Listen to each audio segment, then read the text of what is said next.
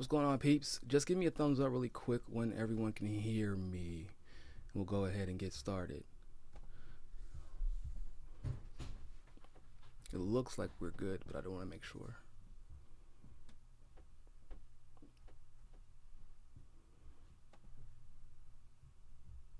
Are we good?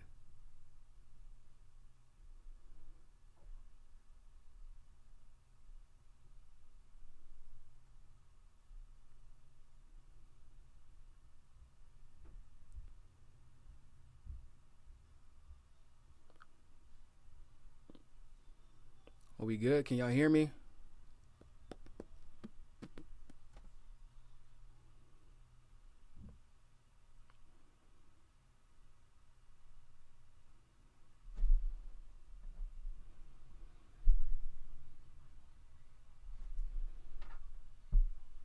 I see my face. Y'all can hear me loud and clear? Good stuff. All right, give me a second. I'm going to share this and get started.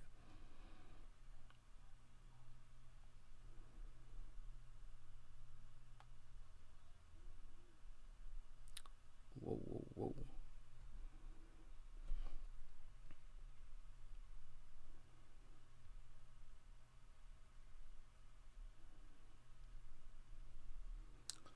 All right. What's going on, everybody? Thank you all so much for tuning into this live stream segment of Mikasa Sukasa. Now, as you can see, this is a special segment because I am not in the Mikasa Sukasa studios. I am in the Combo Couch studios, and there's a reason for that. I'm here right now in LA. Tomorrow, we will be traveling to San Francisco for the convention, for the California Democratic Convention. Let me be specific. It's not the Democratic Convention, but damn, this is about the closest you can get to a Democratic Convention, to be honest with you, because all the major presidential candidates are going to be there except for Joe Biden, because why would Joe Biden be there? That would mean he could possibly be faced with questions that he doesn't want to ask or answer. But and that's Kamala's stomping ground, not his. So I imagine when there's a major one on the East Coast, he'll probably be at that one. But I'm in the Combo Couch Studios, and we'll be doing a series of live segments today. Ron Placone supposed to be tuning in or coming in today. Graham Elwood is also supposed to be tuning in today. We'll have a little bit of Fee, we'll have a little bit of Pasta, we'll have a little bit of all of us, and we're going to be covering various topics from, the election to Iran to a few other things as well. So, thank you all for tuning in. We're going to keep this Convo Couch in the background because definitely, if you have not, make sure you subscribe to the channel. Pasta and Fee do some great work for the network, and I'm excited to be with them this weekend as we go and hold these Democrats accountable. Now, most of you all, I think at this point, have heard about the potentiality for Elizabeth Warren to be endorsed by Alexandria Ocasio-Cortez. Now, we're going to go through the article. We're going to try to sort out what's fact and what's fiction, and discuss briefly the implications or the potential implications of that, and to see if this particular article, this particular report holds any water. So I think the original story was reported in the Washington Examiner and was recently updated as well. I know a lot of people were sharing from the Daily Caller, but I believe the original post was put in the Washington Examiner. So the article says that Warren poised to break out, AOC endorsement could derail Sanders. And I'm going to explain also why that title makes zero sense. So, the article says that Democrat Elizabeth Warren's once floundering 2020 presidential campaign has been declared back by the media. And her bid to win the endorsement, ignore the back screen, her bid to win the endorsement of Representative Alexandria Ocasio-Cortez appears to be on track and threatening to the number 2 position of Bernie Sanders, which, by the way, Bernie is not number 2. I don't know how many times I want to have to say this, but he's just simply not. Let's continue. Several media outlets have reported that the Massachusetts senator is breaking away from the middle and the bottom of the 2020 pack, and she is winning more support from liberals and progressives than Sanders, which, once again, not true, but let's continue. In the past, she has won several unofficial endorsements from Ocasio-Cortez, and the two even cut a quote-unquote Game of Thrones video posted on Twitter. I'm sure most of you remember that. If you don't, I'll discuss it. The media-savvy New York lawmaker has also defended Warren over high legal fees she charged and backed a tech company breakup plan pushed by Warren. It goes on to say, one long-time Warren watcher said that it appears the senator's campaign to win the official endorsement from the darling of progressives is on track. That person said the AOC endorsement could be the coup d'etat for the heart and soul of the restless left-wing base Warren is courting at this current moment, said the Warren watcher. It would likely undermine the campaign of Sanders, who has long considered himself the leader of progressives and liberals, said another analyst. I don't think that Bernie considered himself the leader of progressives and liberals. Now, if you want to make the argument that he was the catalyst to a revolution for progressives, then absolutely. But I don't think he ever considered himself the quote-unquote leader. And I don't think it's really fair to try and pretend that he said that, because it could be taken the wrong way. The recent rise of Warren, detailed in new media reports, is coming at the expense of Sanders, who is number 2 behind former President Joe Biden. The New York Times, oh God, we already know how that goes, right, guys? If the New York Times said it, then it absolutely must be true. So the New York Times today noted her rise and cited a Quinnipiac University survey in which she was the top candidate among very liberal voters by 8 points over Sanders. The Hill declared that the Hill declared her the number 3 Democrat in the primary race and rising. The paper said that she has momentum. Warren is snapping at Sanders' heels. If she were to supplant him as a leading progressive candidate, the landscape of the race would shift, said the Hill. So let's go ahead and dissect. Some of this. I want to be very clear about two things. Warren is not doing as well as the media is portraying her. Mathematically, it makes no sense. Let me explain to you something. If someone, there would have to have a couple of things happen for Warren to even be coming close to Bernie. She would have to bring in infinitely more voters, right? Because one of the key elements of the 2016 Bernie Sanders campaign was that he brought in, there were record numbers of Democratic registrations. Now, who do you think those people would still likely be voting for? I'd imagine there are only 2 options at this point, or maybe even 3. The number 1 option would probably be Bernie, but the other half of that group would probably be Tulsi. Those would be the only 2 in the primary that I could see them voting for. Now, there are people who still do believe, for whatever freaking reason, that Elizabeth Warren is progressive.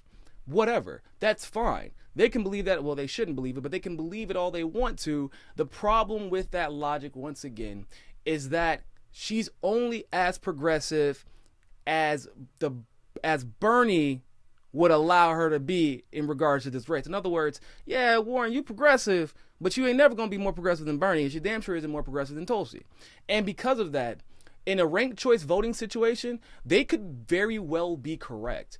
Elizabeth Warren could be ahead of Bernie, but that's not really how these things work, because we don't have ranked choice. To be honest with you, if ranked choice voting was a thing, Elizabeth Warren might be number 1.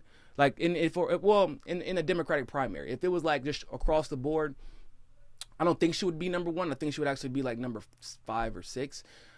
If like we did open primaries across the board, I think that Bernie and Tulsi would be number. But like if we're talking about a Democratic primary, I could very easily see Warren be. But that's not how it works. Warren does not have any ability whatsoever to take a single Bernie vote away from him that he had accrued in 2016. And there are a lot of them.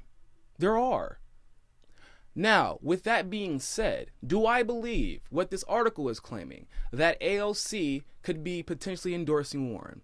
I do believe there's a potentiality for it. I think that there's potential for it. However, D-Lot Stu, you see the mic is on model. Yeah, I'll fix it after this segment. I can't really fix it in the middle of the segment, but thanks for letting me know. I'm obviously not using my equipment. I'm using their equipment, so I'll get that squared away. Appreciate you letting me know. But like I was saying, I think there's a potentiality for it. But as simple as AOC has been recently, as irritated as she has made me recently, I just don't believe that AOC is that stupid Listen, I don't think that these people truly understand how endorsements work in 2019, because in 2016 the way they worked, it was completely different, right? For example, did the endorsement of Tulsi Gabbard help Bernie, or did it help Tulsi in 2016? I think that it could be argued that it helped Tulsi, and I think she would say the same thing. Did the endorsement of Nina Turner, for example, did that help Bernie more, or did it show that Nina had crossed over to the progressive realm and was willing to fight, and it ultimately helped her and her credibility? And now that Nina is still endorsing Tulsi, it does help Bernie, or excuse me, that Nina is still endorsing Bernie, it does help him now. But at that initial endorsement, it helped Nina's career. It helped create a bona fides for her progressivism, not Bernie's. Bernie had already said, so like, it's a different story. So like, when Barbara Lee endorsed Kamala, did that help Kamala, or did it hurt Barbara Lee? We can all agree that it hurt Barbara Lee. So if AOC endorsed Warren, I think it would be different if she endorsed Warren and Bernie wasn't in the race. But the only reason the Justice Democrats were created was because of Bernie Sanders. The only reason anyone knows who you are, Alexandria Ocasio-Cortez, is because of Bernie Sanders. You would have no leg to stand on. I mean, I'm not insulting her. I'm not coming at her. But these are the facts. She would have no leg to stand on if Bernie Sanders was not in the race. You wouldn't know who I am. This is not an exaggeration. Maybe 3, 4, 5 years down the line, after I'm older, maybe if another progressive revolution had started. But as far as the last 4 to 5 years, you all would have zero idea who I am if Bernie Sanders had not entered the race. I wouldn't have been able to endorse Tulsi and have it mean anything in 2019 if Bernie Sanders had not entered the race in 2016. And I think that AOC will find out relatively quickly, that if you are a woman, see, the thing is, you have to remember, and I've realized this, a lot of people are in denial about it, but I've realized this.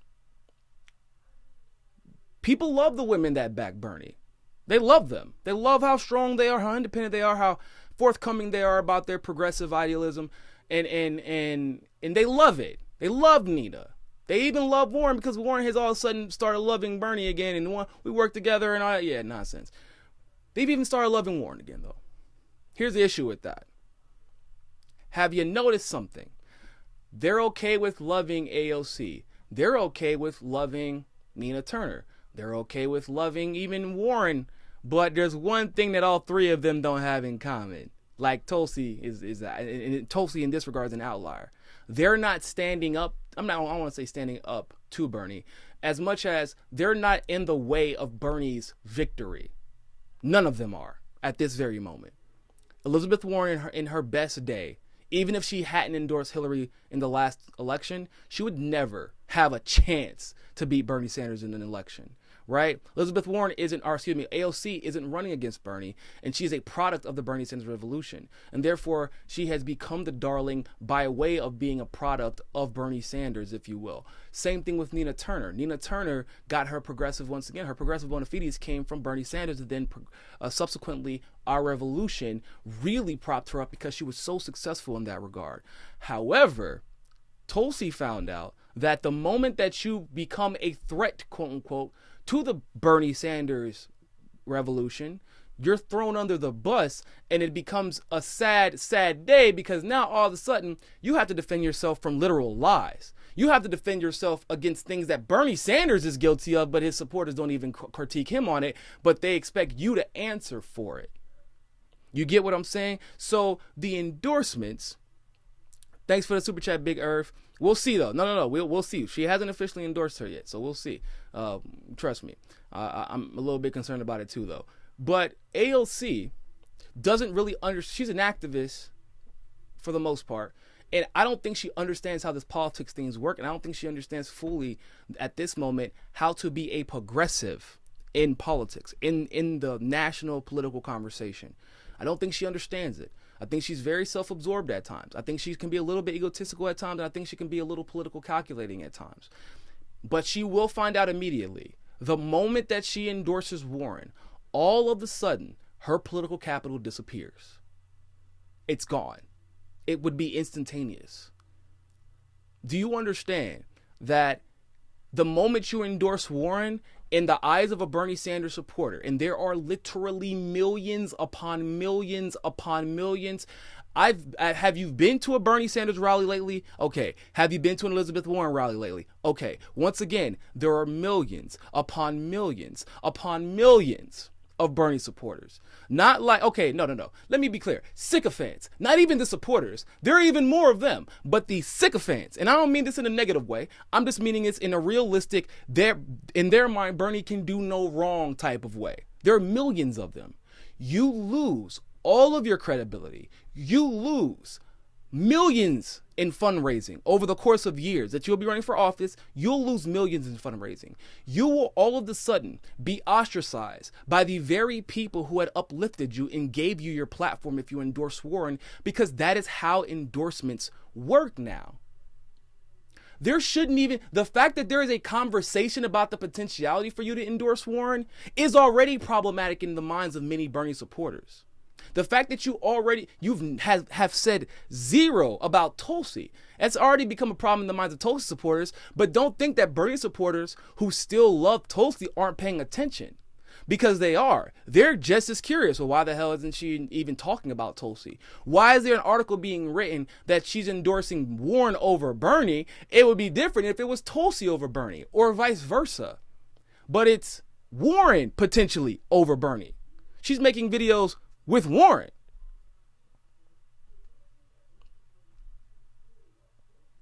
That would be it. That would be the end of your career as a progressive, at least as a progressive superstar. And I honestly, because you are still of use to the progressive movement, I do believe her heart is in the right place most of the time, but I do believe she can be a little self-absorbed and political calculating at times. Just go look at her Twitter account. It's her talking about herself all the time. She's like using whatever she can to stay on top. And she thinks, because of polls and the deception of these polls, because once again, AOC may have been an activist during 2016, but she was in no way a political strategist of any kind.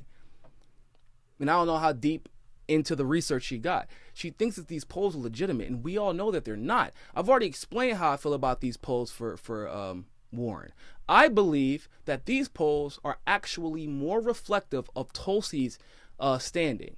I think that the internal polls have shown that it's really Tulsi and Bernie, because all of the other metrics, for example, right? If you want to talk about crowd turnout, if you want to talk about crossover appeal, if you want to talk about the amount of donations that Tulsi was able to achieve with no private fundraising, no lobbying, no bundlers, nothing, no PAC money, the amount of individual donations she was able to achieve when Warren was struggling, when you're looking at the amount of retweets and things like that, shares on Facebook, et cetera, et cetera, et cetera. I mean, the list really does go on.